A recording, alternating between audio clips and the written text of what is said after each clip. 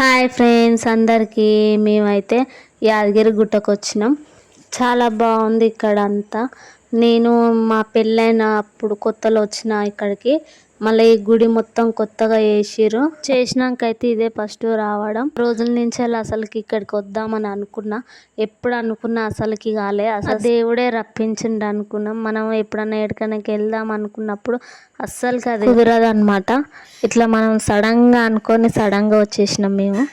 అందుకే ఇలా మాకైతే దర్శనం అయితే తొందరనే అయిపోయింది. ఎందుకంటే ఎక్కువ పబ్లిక్ లేరు, నైట్ టైం కాబట్టి తొందరగా అయిందని నేను అయితే అనుకుంటున్నా. మరి డైలీ అయితే ఎన్నిటి వరకు ఉంటారో మాకు కూడా తెలియదు.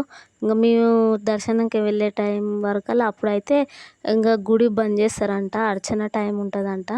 ఇంకా గుడి క్లోజ్ చేస్తారు అనగానే ఇంకా మేమైతే దబదబా దర్శనం అయితే చేసుకున్నాం.